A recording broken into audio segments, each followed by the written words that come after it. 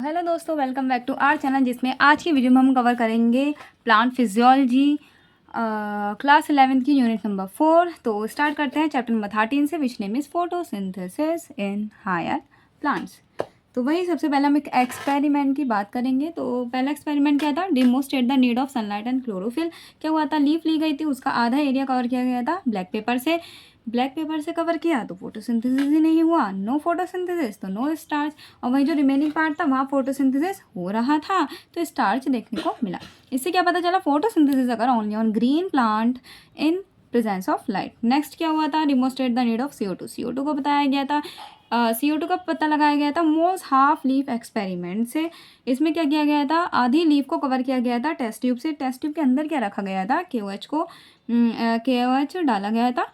KOH का काम क्या है? वो सारी CO2 को एब्जॉर्ब कर लेता। अब CO2 ही एब्जॉर्ब हो गई, नो CO2। अब उसमें जो हाफ लीफ थी उसके पास CO2 नहीं बची। अब CO2 नहीं है तो कोई आयोडीन टेस्ट ही नहीं दिया उसने, no iodine colour, no photosynthesis, कोई फोटोसिंथेसिस भी नहीं हुआ। वही जो रिमेनिंग पार्ट था वहाँ CO2 थी, तो आयोडीन ने कलर भी दिया, ब्लू एंड ब्लैक कलर दिया, स्टार्च भी रिमेनिंग, पता चला स्टार्च है, एंड देन फोटोसिंथेसिस भी होगा। तो इससे क्या पता चला? CO2 was require for photosynthesis, मतलब फोटोसिंथेसिस के लिए CO2 भी रिक्वायर है। पहले वाले एक्सपेरिमेंट में क्या पता चला कि फोटोसिंथेसिस के लिए प्लांट का ग्रीन होना चाहिए और लाइट दोनों रिक्वायर है। और वही सेकंड जो मोस्ट हाफ लीफ एक्सपेरिमेंट था, उससे हमें क्या पता चला कि फोटोसिंथेसिस के लिए CO2 का अमाउंट होना ज़रूरी है, CO2 रिक्वायर्ड है। नेक्स्ट एक्सपेरिमेंट कौन सा हुआ था? फिर थर्ड एक्सपेरिमेंट हुआ, which name is bell jar experiment. 1733 से ये हुआ था 1804 में, जो कि दिया था जोसेफ प्रिस्ले ने किया था। Discovered oxygen in 1774। Plant restore to air whatever breathing animal and burning candle remove. इन्होंने बोला था, जो बेल जार एक्सपेरिमेंट था उसने ये बताया था कि प्लांट जो है वो एयर लेते हैं जो एनिमल और जो कैंडल से रिमूव हो रही है, जो निकल रही है। ये वो वाला ही है कि एक जार लिया गया था जिसमें कैंडल रखी गई थी और माउस रखा गया था। देखा गया था कि माउस मर गया, दैन उसके बाद एक प्लांट रखा गया था, तो प्लांट भी था, प्लांट भी जिंदा था और माउस भी जिंदा था। तो ये वो वाला है। देन फोर्थ एक्सपेरिमेंट हुआ, जॉन इंजन हाउस ने किया था। तो इन्होंने किया था 1730 से लेके 1799 में इनका एक्सपेरिमेंट किया था। इन्होंने कहा कि जो हमारा फोटोसिंथेसिस है वो किस टाइम पे हो रहा है, डे में हो रहा है कि नाइट में हो रहा है। तो photosynthesis occur day time on A green part of plant that could release oxygen. इन्होंने टाइमिंग का बताया था। फिफ्थ एक्सपेरिमेंट था, जूलियस वॉन सैक ने किया था, evidence for production of glucose. मतलब जो फोटोसिंथेसिस हो रहा है उससे बन क्या रहा है? फूड क्या बना रहे हैं? ग्लूकोज बना रहे हैं। वैन प्लांट ग्रो, जब वो ग्रो करता है ग्लूकोज बनाता है। Green part have glucose stored as starch. और वो स्टोर किस फॉर्म में होती है? स्टार्च की फॉर्म में उसको स्टोर किया जाता है इन प्लांट। वहीं एनिमल में किस में करते हैं वो आप कमेंट में बताना। सिक्स्थ एक्सपेरिमेंट क्या था? TW एंगलमैन ने दिया था, 1843 से लेके 1909 में तक किया था। उन्होंने क्या किया था? एक प्रिज्म लिया था, वही प्रिज्म पे लाइट पड़ी तो वो कलर निकले। तो उन्होंने एक एल्गी लिया था, green algae, which name is Cladophora aerobic bacteria है। ये bacteria accumulate mainly in region of blue and red region पे ही देखने को मिल रहा था। इट मीन्स उन्हें पता चल गया कि सबसे ज़्यादा कहाँ है, ये कहाँ होता है फोटोसिंथेसिस सबसे ज़्यादा, किस लाइट, कौन सा कलर इफेक्ट करता है किस लाइट पे? ब्लू और रेड रीजन पे होता है। सेवेंथ एक्सपेरिमेंट, लास्ट एक्सपेरिमेंट क्या था? वो एक माइक्रोबायोलॉजिस्ट ने किया था, विच नेम इज कॉर्लिनियस वॉन नील। नील का एक्सपेरिमेंट था, 1897 से 1985 तक हुआ था। Oxygen release in form of water. उन्होंने बोला था कि ये कन्फ्यूज़न थी ना कि ऑक्सीजन आखिर निकल कहाँ से रही है, CO2 से निकल रही है या फिर वाटर से निकल रही है। तो इन्होंने बताया था कि मेन रीज़न एक्सपेरिमेंट करके बताया था कि वो पानी से निकल रही है। Prove by using radio isotope technique इन्होंने यूज़ की थी। इन्होंने क्या करा? इन्होंने एक सल्फ़र कंटेनिंग बैक्टीरिया लिया, उसके साथ रिएक्शन करा दी, किसकी? CO2 की। मतलब पहले तो CO2 की वाटर के साथ कराई तो क्या बना? शुगर बनी एंड देन ऑक्सीजन निकल गई। वही बाद में H2S के साथ कराई तो शुगर तो बनी लेकिन ऑक्सीजन नहीं निकली। तो इससे क्या पता चला उन्हें कि उन्हें पता चला कि ऑक्सीजन जो है वो वाटर से आती है, ना कि CO2 से। अब हमने फोटोसिंथेसिस का तो पता कर लिया, पर अब पता करना था कि ये होता कहाँ है। Where does photosynthesis take place? कहाँ होता है? तो वो देखने को मिल रहा था क्लोरोफिल में। क्लोरोफिल के अंदर कहाँ? क्लोरोप्लास्ट में। सबसे ज़्यादा क्लोरोप्लास्ट भी किस सेल में देखने को मिल रहे हैं? Which is mesophyll cell. Mesophyll cell में सबसे ज़्यादा क्लोरोप्लास्ट देखने को मिलते हैं। तो ये क्लोरोप्लास्ट का डायग्राम दे भी रखा है, प्लांट में पाया जाता है। और आपने ये सारे चैप्टर में भी दिया था और इस वाले चैप्टर में भी है, तो आपने पढ़ा ही होगा। डबल मेम्ब्रेन होता है, आउटर मेम्ब्रेन ज़्यादा परमेबल होती है। इसमें क्या होता है, थाइलाकॉइड देखने को मिलता है। बहुत सारे थाइलाकॉइड मिलकर क्या बनाते हैं, ग्रेना बना लेते हैं, और दो ग्रेना को एक साथ जो मेम्ब्रेन जोड़ती है विच इज़ कॉल्ड स्ट्रोमा लैमेले, उसको स्ट्रोमा लैमेले कहते हैं। यहाँ पे साइक्लिक रिएक्शन होती है, और वही जो थाइलाकॉइड की मेम्ब्रेन है वहाँ नॉन साइक्लिक रिएक्शन देखने को मिलती है, और जो स्ट्रोमा फ्लूइड होता है वहाँ पे डार्क रिएक्शन देखने को मिलती है। ये सब आपने पढ़ रखा है। अब हम बात करते हैं पिगमेंट्स की। फोटोसिंथेसिस के लिए जो ज़रूरी पिगमेंट है which name is chlorophyll A, B, carotenoid, xanthophyll, ये 4 पिगमेंट देखने को मिलते हैं। क्लोरोफिल ए मेन होता है, इसको चीफ पिगमेंट बोलते हैं इसलिए। अब ये एनसीईआरटी में इम्पोर्टेंट है, ये इससे PYQ भी आए हैं। क्लोरोफिल ए क्या कलर देता है, ये ब्राइट और ब्लू ग्रीन देता है। बी कौन सा देगा, येलो ग्रीन। देखो पहले क्या था, ब्लू ग्रीन था, ब्लू ग्रीन के बाद येलो ग्रीन हो गया। उसके बाद कैरोटीनॉइड है, कैरोटीनॉइड कैरोट से आ रहा है, इट मीन्स ऑरेंज का होना तो नीड है इसमें, तो येलो टू येलो ऑरेंज। और ज़ैंथोफिल क्या हो गया, येलो, सिर्फ येलो का है। इसमें जो क्लोरोफिल ए होता है वो मेजर पिगमेंट होता है, बचे हुए सारे क्या है, हेल्प कर रहे हैं, एसेसरी पिगमेंट में आते हैं। मतलब मेन रोल किसका है, वो क्लोरोफिल ए का, वो बॉस है। अब कीमियोस्मोटिक हाइपोथेसिस वही है, ATP का बनना, वो हम बाद में पढ़ेंगे, इसको हम बाद में पढ़ लेंगे। कीमियोस्मोटिक हाइपोथेसिस वही है ना, सबसे पहले हम वो पढ़ेंगे, इसकी लिंक लाइट रिएक्शन पढ़नी होगी, उसके बाद पढ़ेंगे। सो आगे बढ़ते हैं।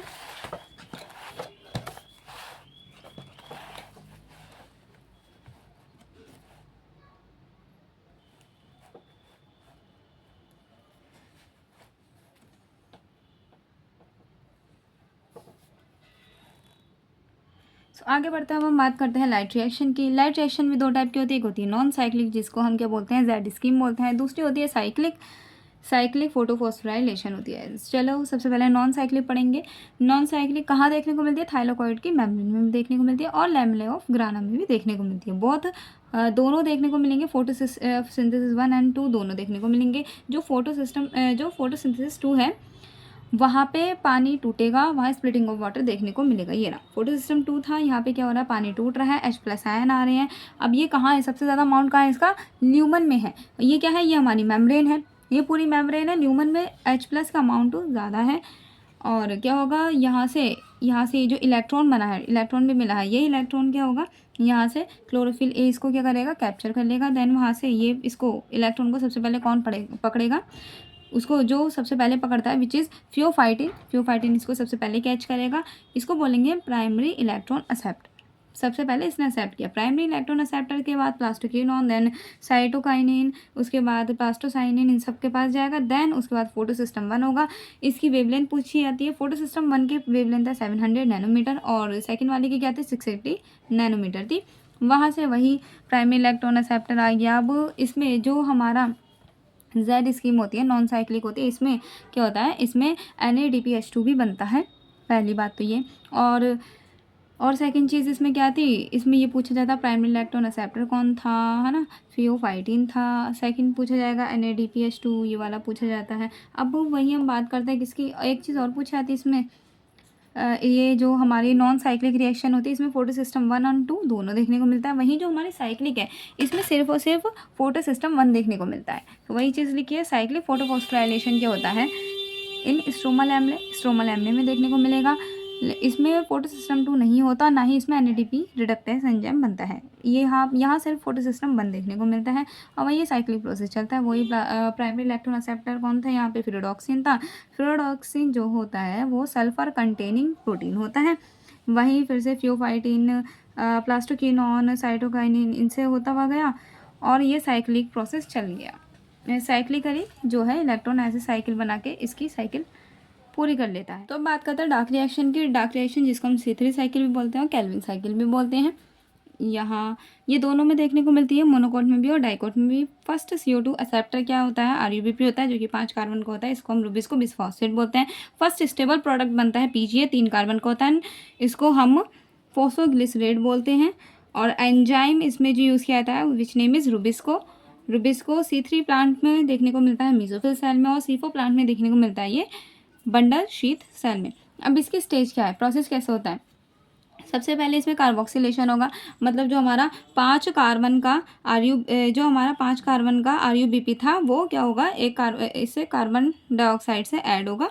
ये RuBP ने कार्बन डाइऑक्साइड से ऐड होके क्या कर दिया, कार्बोक्सिलेशन कर दिया और क्या बना दिया, 2 मोल ऑफ 3PG इसने बना दिया। अब क्या होगा, अब रिडक्शन होगा, रिडक्शन होकर ट्रायोज फॉस्फेट बन जाएगा, उसके बाद रीजनरेशन होगा, देन फिर से RuBP। तो ये वाली साइकिल थी जिसमें सबसे पहले कार्बोक्सिलेशन हुआ, देन रिडक्शन एंड देन इसमें रीजनरेशन देखने को मिलता है। ठीक है, जब इसमें कार्बोक्सिलेशन हो रहा है मतलब CO2 ऐड हो रही है, देन इसके बाद जब इसमें रिडक्शन का प्रोसेस हो रहा होता है उस टाइम हमारा खर्चा बैठ रहा होता है, 2 ATP खर्च हो रहे होते हैं, क्योंकि 2 मोल थे ना हमारे फॉस्फोग्लिसरिक एसिड के, तो इसलिए हमारे 2 ATP खर्च होंगे और 2 ही NADP का खर्चा देखने को मिलता है। वहीं रीजनरेशन में सिर्फ 1 ATP खर्च हुई है, मतलब इसमें खर्चा हुआ है अच्छा खासा। तो खर्चा कितना हुआ है, 3 ATP खर्च हुई है, 2 NADPH2 खर्च हुए हैं, 1 CO2 भी खर्च हुई है, और मिला क्या हमें, कुछ नहीं, ATP हमें मिलती ही नहीं है, सिर्फ खर्चा ही हुआ है। अब हम बात करते हैं C4 पाथवे की, जिसको हम हैचन स्लैग साइकिल भी बोलते हैं। इसमें प्राइमरी CO2 रिसेप्टर होता है, पैप 3 कार्बन का होता है, मेसोफिल सेल में होता है, इसको हम फॉस्फेनॉल पाइरुवेट बोलते हैं। फर्स्ट स्टेबल प्रोडक्ट जो बनता है उसका नाम है ऑक्सिलो एसिटिक एसिड, 4 कार्बन का होता है। और फर्स्ट CO2 फिक्सेशन एंजाइम जो होता है उसको पैपकेस बोलते हैं, मेसोफिल सेल में देखने को मिलता है। Secondary CO2 fixation enzyme Rubisco होता है, बंडल शीथ सेल में देखने को मिलता है। देन C4 साइकिल की बात अगर मैं करती हूँ, C4 साइकिल मेनली देखने को मिलती है मोनोकोट में, स्पेशल टाइप लीफ एनाटमी देखने को मिलती है which is called Kranz anatomy. Kranz anatomy होती है high temperature, light intensity high होनी चाहिए, मास इसका हाई होता है, दे लैक फोटो रेस्पिरेशन, यहाँ फोटो रेस्पिरेशन नहीं होता है। Large cell around bundle, vascular bundle में लार्ज सेल देखने को मिलती है which name is bundle sheath cell. Large number of chloroplast होते हैं, थिक वॉल होती है, इम्पॉवियस गैस एक्सचेंज के लिए इम्पॉवियस होती है। ठीक है, C4 पाथवे का अगर एग्जाम्पल बोलें तो इसकी ट्रिक बना दी है हमने SMS से। शुगर कैन में देखने को मिलता है, मेज में देखने को मिलता है और सॉर्गम में देखने को मिलता है। इसमें खर्चे की बात करते हैं तो 5210 से आप कर सकते हो, जैसे इसमें था ना जो हमारा C3 साइकिल में था ना 3210, 3 ATP खर्च, 2 NADPH2, वैसे इसका है 5210, मतलब 5 ATP खर्च होंगी, 2 NADPH2 खर्च होंगी, 1 CO2 एंड देन मिलेगा कुछ नहीं। अब हम बात कर रहे थे फोटो रेस्पिरेशन, दोनों में हमने बात करी कि हाँ भाई C4 में तो होता ही नहीं और C3 साइकिल में फोटो रेस्पिरेशन देखने को मिलता है। तो हम बात करेंगे होता क्या है। फोटो रेस्पिरेशन केवल C3 प्लांट में देखने को मिलता है, ये क्योंकि C3 में होता है C4 में नहीं होता, तो अच्छे से हम इसको डिफ्रेंशिएट कर सकते हैं। तो differentiation between C3 and C4 plant, in C3 plant क्या होता है, जब ऑक्सीजन हमारी रुबिस्को से बाइंड कर रही होती है तो क्या बनना चाहिए था, तो हमारा बनना चाहिए था PG, है ना, 3PG हमारा बनना चाहिए था, लेकिन वो ना बन के क्या बन जाता है हमारा 1 फॉस्फोग्लिसरेट बन जाता है एंड 1 फॉस्फोग्लाइकोलेट बन जाता है, जो कि 2 कार्बन का है, मतलब 2 कार्बन का ही 1 कार्बन का ये बन गया। ठीक है, अब इससे क्या नुकसान हुआ, हमारा नुकसान ये हुआ ना तो हमें शुगर मिली ना हमें कोई ATP मिली, तो ये पूरा वेस्टफुल प्रोसेस है, क्योंकि इतनी मेहनत मुशक्क़त लगी, ATP हमारी खर्च भी हुई पर मिला हमें कुछ भी नहीं, तो वेस्टफुल ही हुआ। C4 में होता ही नहीं है। अब हम बात करते हैं टेम्परेचर की, किसमें कितना टेम्परेचर रिक्वायर्ड होता है। तो C3 साइकिल में 20 से 25 डिग्री सेल्सियस होना चाहिए, लेस टेम्परेचर चाहिए। C4 में 30 से 35 डिग्री सेल्सियस चाहिए, मतलब हाई टेम्परेचर देखने को मिलता है। अब बात करते हैं हम फैक्टर अफेक्टिंग फोटोफॉस्फोराइलेशन, मतलब कौन कौन से फैक्टर इसको अफेक्ट करते हैं। तो सबसे पहले हम बात करते हैं इंटरनल फैक्टर की, जिसमें क्या आता है, जेनेटिक प्रीडिस्पोजिशन आता है एंड ग्रोथ ऑफ प्लांट आती है। उसके बाद एक्सटर्नल फैक्टर की मैं बात करती हूँ तो sunlight, temperature, CO2 and water. तो आप देख ही रहे होगे CO2 तो इन्वायरमेंट में सबसे कम है, तो वो तो सबसे ज़्यादा major factor as a major factor affect करती है। यहीं से एक कॉन्सेप्ट आया था लॉ ऑफ लिमिटिंग फैक्टर, जो कि दिया था किसने, जो कि ब्लैकमैन ने दिया था। इसमें क्या कह रहे हैं, rate will determine Y factor which is nearer to its minimum value, जो अपनी मिनिमम वैल्यू पे है, विच मीन्स CO2 की बात कर रहे हैं। तो major limiting factor for photosynthesis क्या होता है, CO2 ही होता है। 0.03 से लेकर 0.04 देखने को मिलती है। अगर CO2 ज़्यादा हो गई अप टू 0.05% तो क्या होगा, कॉज करेगी हाई CO2 फिक्सेशन रेट को, लीफ बिकम डैमेज, वो डैमेज होने लगेंगे ओवर लॉन्ग टाइम, ज़्यादा लंबे टाइम में फिर वो डैमेज हो जाएंगी। अब बात करते हैं इंटेंसिटी की। C4 प्लांट के सैचुरेशन की इंटेंसिटी कितनी होती है, 360 होती है, और C3 की कितनी होती है, 450। देखो उल्टा ही हो गया, C3 की चली गई 3 है ना, तो 3 की चली गई इधर, और 4 है तो 4 वाली की चली गई इधर। तो C4 की कितनी है, उल्टा कर देना आप, है ना। C4 की 360 एंड देन C3 की क्या हो गई, 450 देखने को मिलती है। नेक्स्ट अब हम बात करते हैं ग्रीन हाउस क्रॉप की। ग्रीन हाउस क्रॉप क्या होती है, इसमें आती है टोमेटो एंड बेरी जार आती है। Grow in CO2 in rich atmosphere and high yield. इनकी यील्ड हाई होती है, मतलब वही है, इनको पानी में उगा देना, है ना, कुछ आर्टिफिशियली इनको ग्रो कराना। लाइट की अगर हम बात करते हैं, लाइट भी एक फैक्टर है जो अफेक्ट करता है, रेयरली लिमिटिंग फैक्टर, क्योंकि सनलाइट तो आती रहती है। Light saturation 10% of full light. Water stress भी माना जाता है। स्ट्रोमा, अगर जो हमारे स्टोमेटा होते हैं जो पत्तियों पे देखने को मिलते हैं, स्टोमेटा का क्लोज है तो CO2 का अमाउंट कम मिलेगा, जो उसकी पत्तियां हैं वो विल्ट हो जाएंगी, जिसकी वजह से क्या होगा, low metabolic activity and reduce surface area of the leaf, उसका सरफेस एरिया कम हो जाएगा। और ये आपने लाइट इंटेंसिटी का डायग्राम देखा ही होगा, जिसमें इंटेंसिटी शुरू में तो बढ़ रही है, देन वो क्या हो रहा है, एक टाइम पे वो कांस्टेंट हो जाती है। सो अब नेक्स्ट बात करते हैं हम किसकी, विच नेक्स्ट चैप्टर अब हमारा आ गया है रेस्पिरेशन इन प्लांट्स। प्लांट्स में रेस्पिरेशन हो रहा है, तो सबसे पहले क्या है, देखिए वही ग्लूकोज बन रही है। अब वो ग्लूकोज क्या हो रही है, देखो ह्यूमन बॉडी में क्या होता है, ग्लूकोज ब्लड में जाएगी, ब्लड से कहाँ जाएगी, सेल में जाएगी। अब सेल के अंदर क्या है, साइटोप्लाज्म है, साइटोप्लाज्म में क्या होता है, ग्लाइकोलिसिस। देखो प्लांट में भी यही होता है, क्या है, ग्लाइकोलिसिस होगा। ग्लाइकोलिसिस टूट के क्या कर देता है, वो पायरुविक एसिड में कन्वर्ट हो जाता है, उसके 2 मोल बना के देता है। ये है पूरा प्रोसेस ग्लाइकोलिसिस का, दिया भी है, क्या बनाया गया, पायरुविक एसिड में कन्वर्ट हो जाएगा। अब ये पायरुविक एसिड कहाँ जाएगा, मैट्रिक्स ऑफ माइटोकॉन्ड्रिया में जाएगा, वहाँ क्या होगी, लिंक रिएक्शन देखने को मिलेगी। अब लिंक रिएक्शन क्या करेगी, इस पायरुविक एसिड को, मतलब 3 कार्बन के पायरुविक एसिड को और तोड़ेगी, किसमें, 2 कार्बन में बना देगी, विच नेम इज 2 एसिटाइल कोएंजाइम इसको बोलेंगे। अब वो क्या होगा, माइटोकॉन्ड्रिया के मैट्रिक्स में गया, अब उसके अंदर जाएगा इनर मेम्ब्रेन ऑफ मैट्रिक्स में जाएगा, माइटोकॉन्ड्रिया के मैट्रिक्स में कि इनर मेम्ब्रेन में, वहाँ क्या होगी, क्रेब्स साइकिल होगी, इलेक्ट्रॉन ट्रांसपोर्ट सिस्टम होगा, जिससे क्या हो जाएगा, और ज़्यादा टूट के वो किस में कन्वर्ट हो जाएगा, ATP में। मतलब हमारा ग्लूकोज पूरी तरीके से टूट फूट के ATP में, एनर्जी में कन्वर्ट हो गया। ये प्रोसेस होता है प्लांट का भी, एनिमल का भी, सभी का ये प्रोसेस होता है। सो अब इसको हम डिटेल में पढ़ते हैं। कहना है only green plant and cyanobacteria can prepare their own food. उसके बाद कहना है जो सैप्रोफाइट्स होते हैं like fungi depend on dead and decay matter पे डिपेंड करते हैं। फोटोसिंथेसिस जो होता है क्लोरोप्लास्ट कराते हैं। ब्रेकडाउन ऑफ मॉलिक्यूल क्या होता है, मॉलिक्यूल टूटता है, मतलब ग्लूकोज टूटेगी, कहाँ टूट रहे हैं, साइटोप्लाज्म में टूट रहे हैं और माइटोकॉन्ड्रिया में टूट रहे हैं। ग्लाइकोलिसिस पढ़ते हैं सबसे पहले, है ना, सबसे पहले जो ग्लूकोज टूट रही है ग्लाइकोलिसिस के फॉर्म में टूट रही है। तो ग्लाइकोलिसिस किसने दिया था, इसको हम EMP पाथवे भी बोलते हैं, क्योंकि इसको दिया था एम्डन, मेयरहॉफ और परनास ने दिया था, इसलिए हम इसको EMP पाथवे बोलते हैं। दोनों में देखने को मिलता है, ये एरोबिक भी है और एनारोबिक भी है, मतलब एम्फिबोलिक पाथवे हम इसको बोल सकते हैं। ग्लूकोज टूट रही है किसमें, 2 मोल ऑफ पायरुविक एसिड में, पार्शियली ऑक्सीडेशन देखने को मिलता है। सो अब देखते हैं क्या है ये ग्लाइकोलिसिस। तो हमारे पास ग्लूकोज से ग्लूकोज सबसे पहले कन्वर्ट हो रही है किसमें, ग्लूकोज 6 फॉस्फेट, मतलब फॉस्फेट मिला है, तो इसका मतलब एक ATP हमारी क्या हुई है, खर्च हुई है। तो ग्लूकोज से ग्लूकोज 6 फॉस्फेट बना, एक ATP खर्च हुई। उसके बाद फ्रक्टोज 6 फॉस्फेट बनेगा, देन फ्रक्टोज 6 फॉस्फेट से फ्रक्टोज 1,6 बिस फॉस्फेट मिला, एक और फॉस्फेट ऐड हुआ है, इट मीन्स एक और हमारी ATP यहाँ पे खर्च हो जाएगी। देन अब है तो 6 कार्बन का भी, 3 कार्बन के 2 कंपाउंड में टूट जाएगा, विच name is triose phosphate 3 carbon का, और दूसरा बनेगा हमारा डाइहाइड्रोक्सी एसीटोन बन जाएगा, एसीटोन फॉस्फेट। अब ये कंपाउंड मिलके क्या बनाएंगे, ये बनाएंगे 2 mole of triose bisphosphate. Bisphosphate में बनाया, देखो अब तक तो टूट रही थी, इससे ऊपर जितने भी थे उसमें टूट रही थी, है ना। अब क्या होगा, इसमें क्या हो रहा था, इसमें ATP का हमारा खर्चा बैठ रहा था, अब क्या होगा, मिलेगा, इससे नीचे हमें क्या है, हमें ATP मिलेगी। जैसे कि सबसे पहले हमें NADPH2 मिला, देन उसके बाद 2 ट्रायोस बिसफॉस्फेट किस में कन्वर्ट हो रहा है, वो कन्वर्ट हो रहा है 2 ट्रायोस फॉस्फेट में, है ना, मतलब बिस फॉस्फेट था उससे फॉस्फेट में कन्वर्ट हो रहा है, तो फिर से हमें ATP मिलेगा।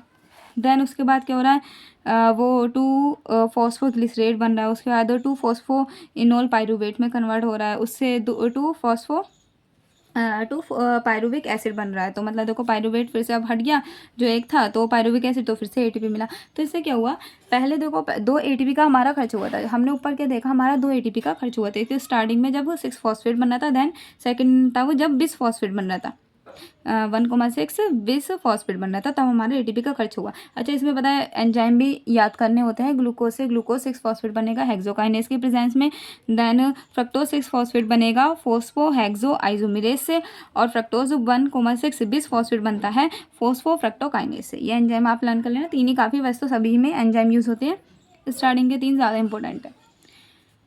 देन उसके बाद जब ये थे ना 3 कार्बन के थे, तो हमारे पास नीचे जितने भी थे वो 2 मॉलिक्यूल बन रहे थे। इसलिए इसका मतलब यहाँ जो हमें एटीपी मिल रही है, एक नहीं, यहाँ पे 2 एटीपी मिल रही है, मतलब इधर भी 2 मिलेंगी, इधर भी 2 मिलेंगी, तो टोटल कितने होंगे, 4 एटीपी। हमारा खर्चा कितना था, 2 एटीपी का, मिली कितनी हमें, 4 एटीपी। और नेट, अगर हम इसका नेट खर्चा निकालें, हमें नेट गेन ऑफ एटीपी कितना मिला, विच इज़ 2। तो वही हमने यहाँ लिख दिया है, वही चीज़ यहाँ लिखी गई। सबसे पहले कहाँ होती है ग्लाइकोलिसिस, साइटोप्लाज्म में होती है। एनारोबिक है पार्शियल ऑक्सीडेशन ऑफ ग्लूकोज है। हमारे पास क्या होता है, एक ग्लूकोज है जो कि टूट रहा है किसमें, 2 मोल ऑफ पायरुविक एसिड में टूटता है। इन्वेस्टमेंट खर्चा कितने का बैठ रहा था, 2 एटीपी खर्च हो रही थी, हमने देखा था 2 एटीपी खर्च हो रही है। रिटर्न कितना मिला हमें, 4 एटीपी मिली। देन साथ में एक चीज़ और मिली थी, आपने ध्यान से देखा हो तो हमें NADH2 भी मिली थी। और जब एक NADH2 जो है हमें कितनी एटीपी देती है, 3 देती है। इट मीन्स हमें 2 मिली थी, तो हमें 6 एटीपी हमें यहाँ से मिल गई। ये चेन ऑफ 10 रिएक्शन, ये 10 रिएक्शन की चेन होती है। इसका की प्रोडक्ट क्या बनता है, पायरुविक एसिड बनता है। तो 6 एटीपी यहाँ से हो गई, 4 ही हो गई, टोटल हो गया 10। 10 में से 2 गया, 2 हमने खर्च कर दी थी ना, तो हो गई नेट, अगर नेट एटीपी देखें तो हो गई 8। लेकिन ये तब वो हुई जब हमने NADH2 जो है उसको तोड़ दिया है, पर अभी तो स्प्लिट नहीं होगा, वो तो इलेक्ट्रॉन ट्रांसपोर्ट सिस्टम होगा। इट मीन्स अभी तो हमें प्रॉपर एटीपी इसकी नहीं मिली। तो अगर हम इसको देखें कि हमें 4 एटीपी मिली, दैन उसमें से 2 एटीपी का हमारा खर्चा था। तो अगर हम इससे देखते हैं तो हमारा नेट एटीपी का खर्चा बैठता है 2। तो हम इसको वैल्यू देंगे कि हमारी जो नेट एटीपी बनी है वो 2 बनी है। अब उसके बाद क्या हो रहा है, अगर ये जो हमारा पायरुविक एसिड बना था, अगर ये फर्मेंटेशन में जा रहा है, मतलब एक एनारोबिक प्रोसेस में जा रहा है, तो एनारोबिक में 2 होते हैं, एक तो अल्कोहलिक होता है, दूसरा होता है लैक्टिक एसिड वाला। अल्कोहलिक में क्या होता है, हमारा ये पायरुविक एसिड कन्वर्ट हो जाता है इथेनॉल में एंड CO2 में। एंजाइम कौन सा यूज़ किया जाता है, पायरुविक एसिड डिहाइड्रोजिनेस यूज़ किया जाता है। इसमें हमारा NADH2 का खर्चा बैठ जाता है अच्छा खासा। देन उसके बाद लैक्टिक एसिड में कैसे कन्वर्ट हो रहा है, यही हमारा 3 पायरुविक एसिड लैक्टिक एसिड में कन्वर्ट हो जाता है। एंजाइम कौन सा यूज़ करते हैं, इसमें लैक्टेट डिहाइड्रोक्सीनेज यूज़ किया जाता है। अब वही NADH2 का खर्चा है। अब ये लैक्टिक एसिड वाला वो होता है जब बहुत ज़्यादा दौड़ते हैं ना, तो जो दर्द होता है पैरों में, तो लैक्टिक एसिड के जमा होने की वजह से ही होता है। नेक्स्ट कह रहे हैं yeast poison themselves to dead when concentration alcohol की, अगर कंसंट्रेशन बढ़ा दी जाए 13% तो यीस्ट पॉइजन में कन्वर्ट हो जाती है। देन अब मान के चलो एनारोबिक ना हो के एरोबिक रेस्पिरेशन हो रहा है, वो तो हमने एनारोबिक बोला कि ऐसे करके टूट जाएगा वो पायरुविक एसिड। लेकिन अगर एरोबिक हो तो एरोबिक रेस्पिरेशन कहाँ होगा, माइटोकॉन्ड्रियम में देखने को मिलेगा। सबसे पहले हम बात करेंगे किसकी, लिंक रिएक्शन की बात करेंगे। लिंक रिएक्शन के बाद क्रेब्स साइकिल होगी, देन इलेक्ट्रॉन ट्रांसपोर्ट सिस्टम होगा, उसके बाद हमें मिल जाएगी हमारी एटीपी।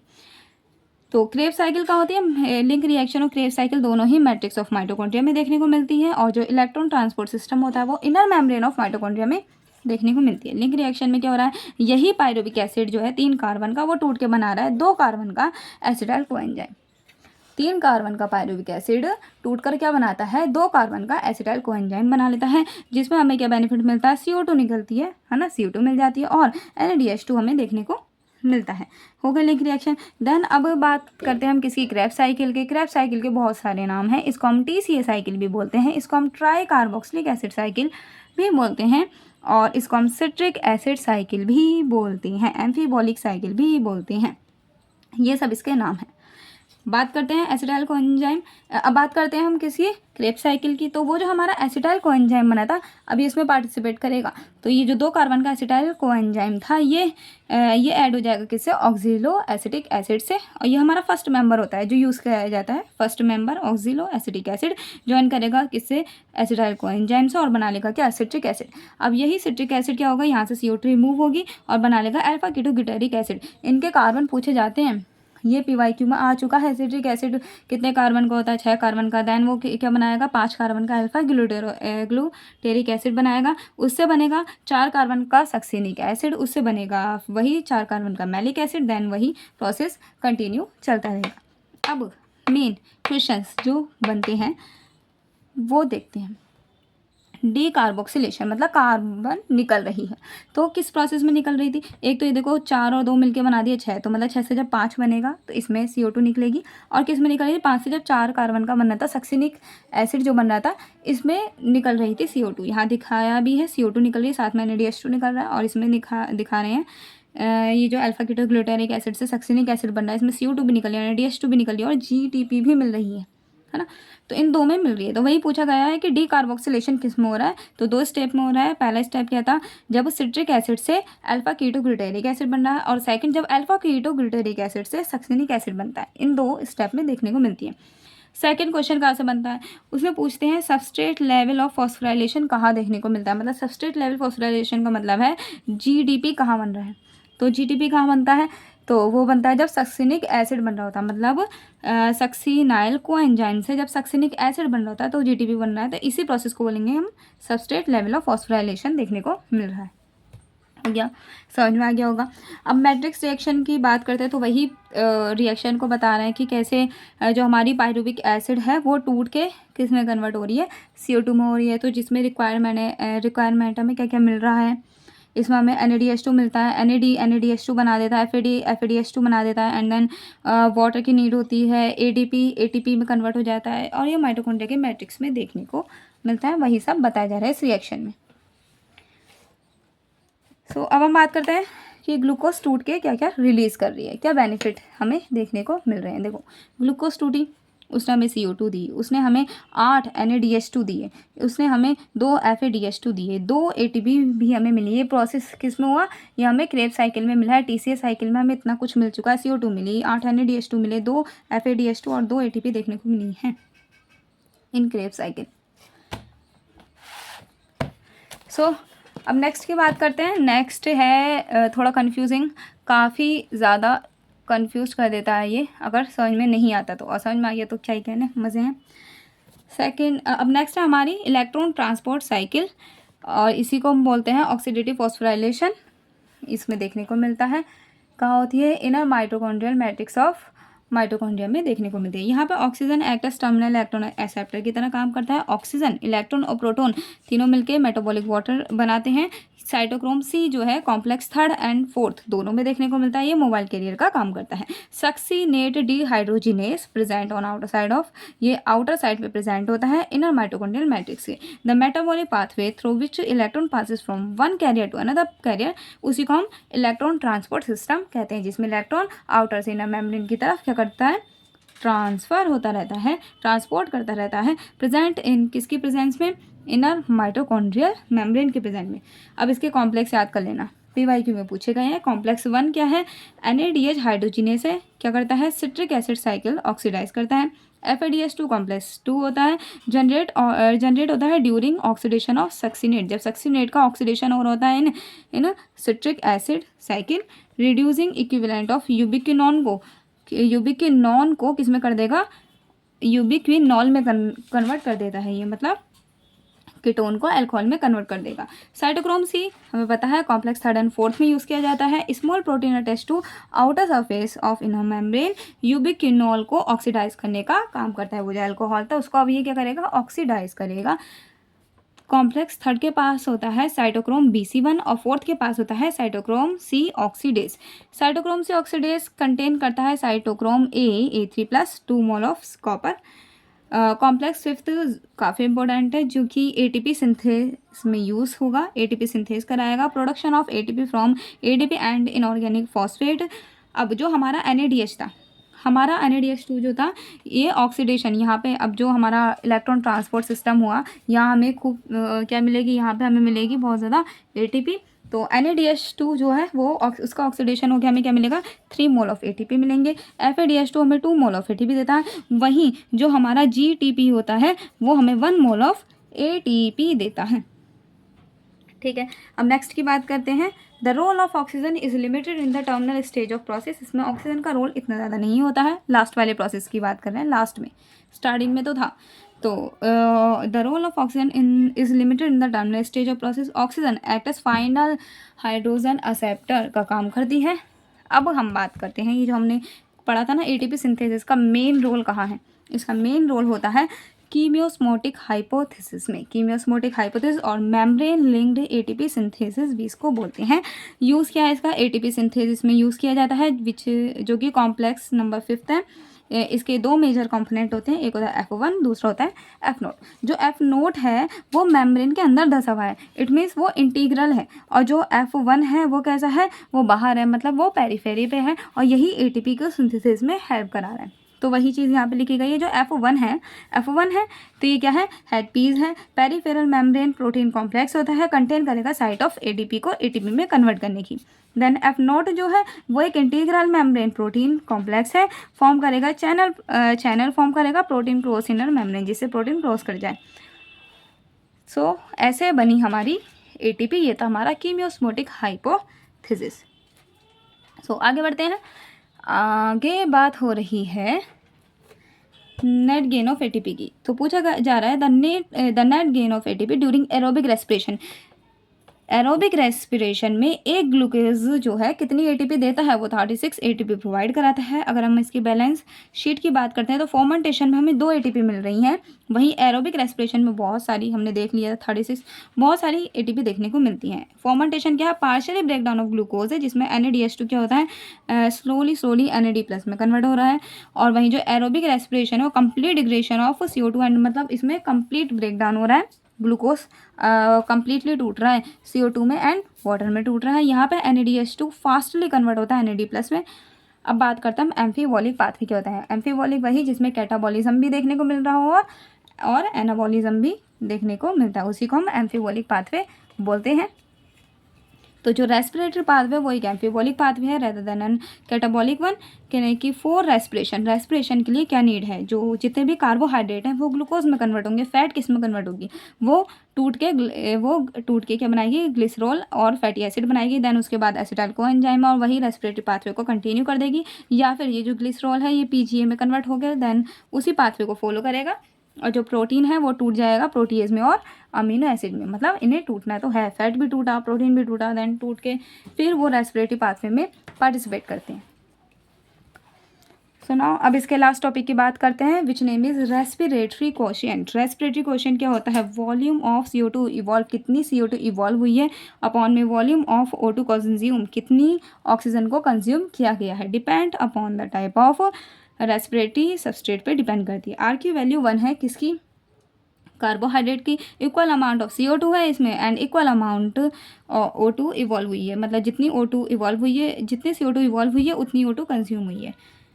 फैट की कितनी है, फैट की <1 होती है, और ट्राईपाल्मिटिन की R की वैल्यू होती है 0.7, प्रोटीन की होती है 0.9। इसको याद कर लेना आप। सो अब बात करते हैं नेक्स्ट चैप्टर की, विच name is plant growth and development. काफ़ी ज़्यादा इंपॉर्टेंट चैप्टर है, क्यों, क्योंकि नीट में काफ़ी ज़्यादा क्वेश्चंस पूछे जाते हैं इस चैप्टर से। Plant continue to increase in height and growth in period of time. Time के साथ वो बढ़ता रहता है, लॉन्ग लाइफ टाइम तक वो बढ़ता है। ये नहीं है जैसे ह्यूमन का होता है ना कि 18 के बाद हाइट कम बढ़ती है, तो इसमें ऐसा नहीं होता है, कंटिन्यूसली लाइफ टाइम तक बढ़ती है। डेवलपमेंट मेटाबॉलिक होता है, अनलिमिटेड होता है। ग्रोथ कैसे होगी, one of the most fundamental and conspicuous character of the living, और इसमें डिफ्रेंशिएशन देखने को मिलता है। अब हम फेज ऑफ ग्रोथ की बात करते हैं तो मेरिस्टेमेटिक ग्रोथ होती है, देन इलोंगेशन भी देखने को मिलता है और मैचुरेशन भी देखने को मिलता है। मेरिस्टेमेटिक ग्रोथ क्या होती है, डिवाइडिंग सेल, इसमें डिवाइडिंग सेल आती हैं, हाई प्रोटोप्लाज्म होना चाहिए, लार्ज कॉन्स्पिशियस न्यूक्लियाई होता है। इलोंगेशन हाई लेवल पे वैक्यूलेशन देखने को मिलता है, सेल इनलार्जमेंट होता है, न्यू सेल वॉल डिपोजिशन देखने को मिलता है। मैचुरेशन में वो मैच्योर हो जाती हैं, सेल वॉल थिक, जो वॉल है उनकी वो थिकन हो जाती है, एंड प्रोटोप्लाज्मिक मॉडिफिकेशन देखने को मिलता है। सो अब हम बात करते हैं ग्रोथ के रेट की। 2 रेट होते हैं, फर्स्ट इज अर्थमेटिक ग्रोथ और सेकंड होती है जियोमेट्रिक ग्रोथ। तो अर्थमेटिक ग्रोथ का फॉर्मूला जो है LT = N0+RT। यहाँ पे R किसको डिनोट करता है, ग्रोथ रेट को, और ये इसका ग्राफ है कंटिन्यूसली बढ़ता हुआ। only one daughter cell continue to divide while other differentiate and mature। इसमें जो अर्थमेटिक में क्या हो रहा है, यहाँ पे दोनों तरफ से ग्रोथ नहीं हो रही है, सिर्फ जो एक सेल है वही ग्रो कर रही है, वही लिखा है only one daughter cell continue to divide। इसका एग्जाम्पल क्या है, रूट का elongation at a constant rate. और जियोमेट्रिक ग्रोथ का फॉर्मूला क्या है, W1 is equals to W0 e⁻r into में t। इन एक्सपोनेंशियल और लोग फेस की बात करते हैं, वो फास्ट होती है। बोथ प्रोजनी सेल टोटिकली डिवाइड करती हैं। यहाँ पे आर क्या है, वही ग्रोथ रेट है। ई क्या है, base of the natural logarithm को बता रहा है। इसमें कर्व कैसे देखने को मिल रहा है, एक सिग्मॉइड कर्व देखने को मिल रहा है। इसका जो ग्राफ है कैसे होता है, सिग्मॉइड होता है, जिसमें स्टार्टिंग में देखो क्या रुकी हुई है, which is called lag face, जो कि क्या है स्लो मोशन में को शो कर रही है, स्लोली हो रही है, देन एकदम से बढ़ रही है, जिसको हम बोल रहे हैं एक्सपोनेंशियल फेज। देन उसके बाद क्या हो जा रही है, वो स्टेटिक हो जा रही है। तो लैग फेस और लॉग फेस दोनों देखने को मिलती हैं। तो हम बात करते हैं क्वांटिटेटिव ग्रोथ की। क्वांटिटेटिव ग्रोथ में आप देख रहे होंगे, एक होती है एब्सोल्यूट ग्रोथ रेट और दूसरी होती है रिलेटिव ग्रोथ रेट। अब देखो इसमें होता क्या है, इसमें एरिया इंक्रीज़ हो रहा है पर यूनिट टाइम के हिसाब से। तो दोनों में ही ना जो एरिया इंक्रीज़ हुआ है वो 5 सेंटीमीटर स्क्वायर से हुआ और इसमें भी 5 सेंटीमीटर स्क्वायर से, मतलब एरिया सेम इंक्रीज़ हुआ है, जितना इसमें हुआ उतना इसमें हुआ है। बट डिफरेंस क्या है, ये लीफ छोटी है और ये लीफ जो है वो बड़ी है ना। तो इसका एरिया ज़्यादा दिख रहा है और इसका हमें क्या है, कम दिख रहा है। तो अगर मैं इसका टोटल निकालती हूँ ना, अमाउंट टोटल कितने परसेंटेज से इंक्रीज़ हुआ है, तो देखो कितना इंक्रीज़ हुआ है, 5 इंक्रीज़ हुआ है और इनिशियल भी कितना था, 5 ही था। तो मल्टीप्लाई अगर मैं 100 से करती हूँ तो टोटल आ गया 100% से वो क्या हुआ है, इंक्रीज़ हुआ है। किसमें, एब्सोल्यूट में, मतलब 100% इंक्रीज़ हो गया है। और वहीं अगर मैं इसका निकालती हूँ तो कितना हुआ है, इसमें भी 5 सेंटीमीटर स्क्वायर से इंक्रीज़ हुआ है। इनिशियल कितना था, वो 50 था। मल्टीप्लाई अगर इसको हम करते हैं 100 से तो कितना हुआ, ये सिर्फ और सिर्फ 10% इंक्रीज़ हुआ है। देख रहे हो, इसमें कम इंक्रीज़ हुआ है। तो वही उसको रिलेटिव ग्रोथ रेट को बताता है। पर यूनिट इनिशियल पैरामीटर और growth express on A common basis. अगर हम बात करते हैं कंडीशन की कि ग्रोथ होने की कंडीशन क्या, number 1, water also provide medium for enzymatic activities needed for growth, water की रिक्वायरमेंट है। सेकंड कह रहे हैं कि turgidity of cell help to extension growth, उसकी टर्जिडिटी भी मेंटेन करती है। थर्ड कह रहे हैं कि oxygen help in releasing metabolic enzymatic reaction.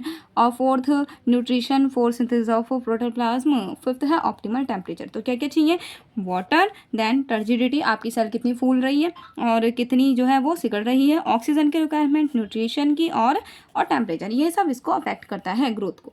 सो अब हम बात करते हैं ग्रोथ कितने टाइप की होती है। तो ग्रोथ देखने को मिलती है 3 टाइप की। एक होता है differentiation, then dedifferentiation, then redifferentiation. Cell undergo few to major structure change in cell wall, अपनी सेल वॉल में चेंज कर रही है सेल वॉल एंड प्रोटोप्लाज्म में। एग्जांपल क्या, to form a tracheary element, cell loss its protoplasm, वो अपने protoplasm को लॉस कर रही है, स्पेशलाइज हो रही है, mature to perform specific function. इसमें क्या हो रही है, अब वो मेच्योर होना चाह रही है। डिफ्रेंशिएशन में क्या होता है, सेल मेच्योर होने की सोचती है, लॉस्ट कैपेसिटी टू डिवाइड, अब वो डिवाइड होना नहीं चाहती डिफ्रेंशिएशन में। इसका एग्जांपल क्या है, root apical and shoot apical meristem and cambium, इसका एग्जांपल आता है। डिफ्रेंशिएशन में सेल मेच्योर हो रही है, root apical, shoot apical meristem and cambium इसका एग्जांपल है। डी डिफ्रेंशिएशन में अब वो क्या सोचे, यार नहीं मेच्योर इतनी जल्दी नहीं होना है, फिर से हम पहले जैसे बन जाते हैं। डी डिफ्रेंशिएशन में फिर से पहले जैसे बनना चाहती है। Regain the capacity to divide, अब वो फिर से डिवाइड होना चाहती है अंडर सर्टेन कंडीशन, कुछ कंडीशन चाहिए। अब इसका एग्जांपल क्या, फॉर्मेशन ऑफ मेरिस्टम का बना लेना,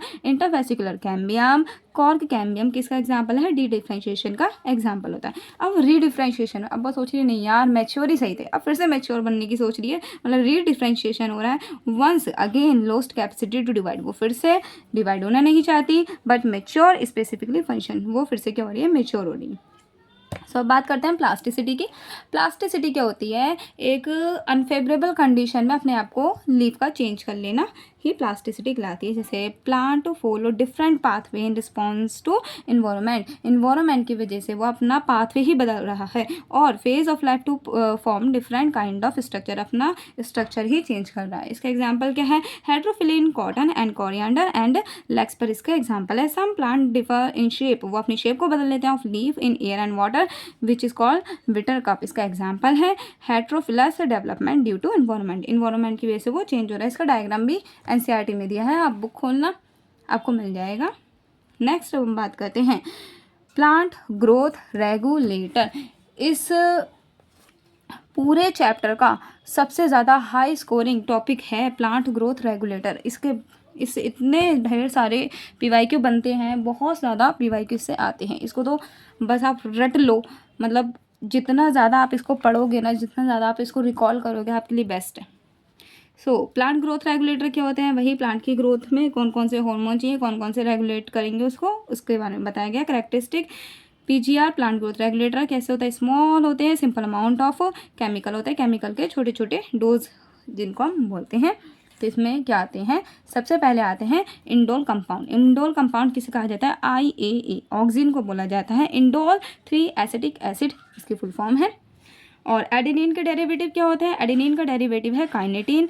N6 फॉस्फोरिलअमीनो प्यूरिन इसका एडेनिन के डेरिवेटिव होते हैं। कैरोटिनॉइड के डेरिवेटिव कौन से हैं? ABA एब्सिसिक एसिड है। और टारपीन के क्या है? जिब्रेलिक एसिड है। और गैसेस की अगर हम बात करते हैं तो इथाइलिन क्या है? एक गैसियस प्लांट ग्रोथ रेगुलेटर होता है।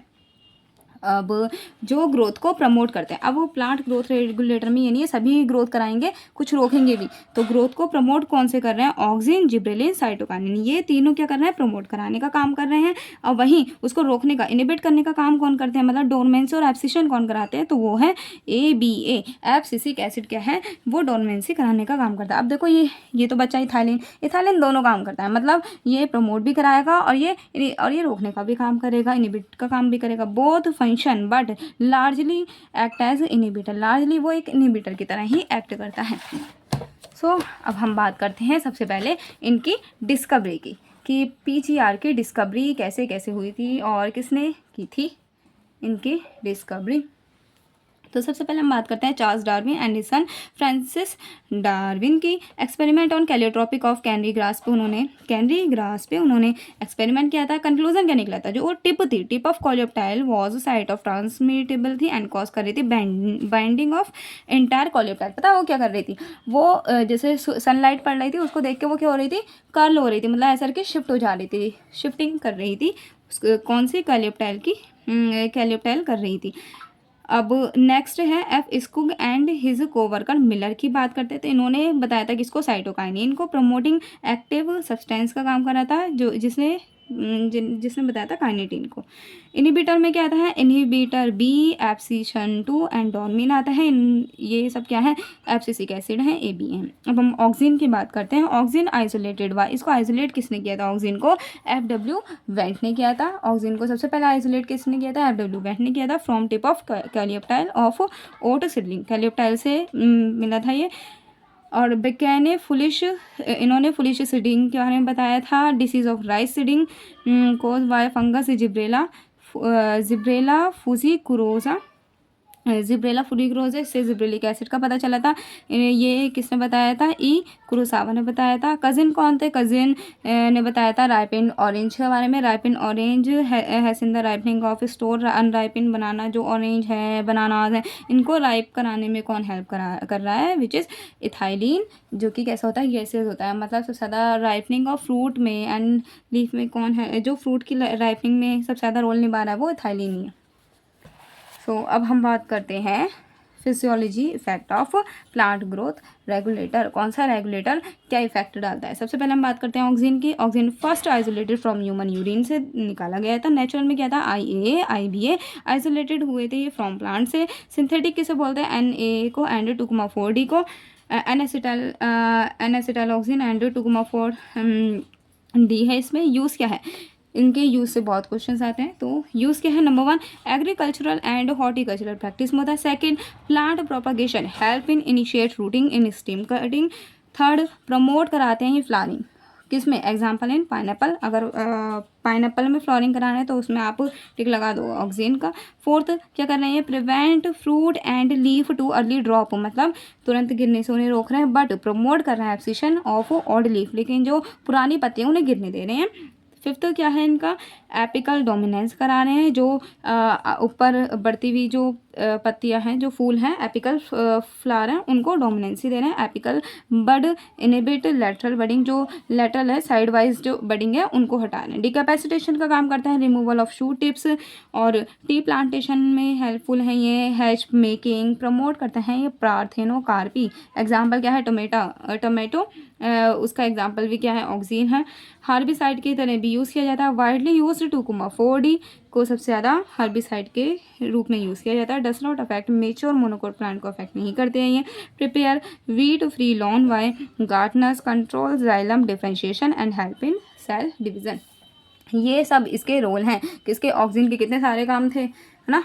क्या था, प्लांट को प्रोपोगेशन कराना, और पाइनएप्पल में प्रमोट करना फ्लावरिंग को, prevent fruit and leaf too early drop, ये सब इतने सारे इसके काम थे, इनको लर्न कर लेना।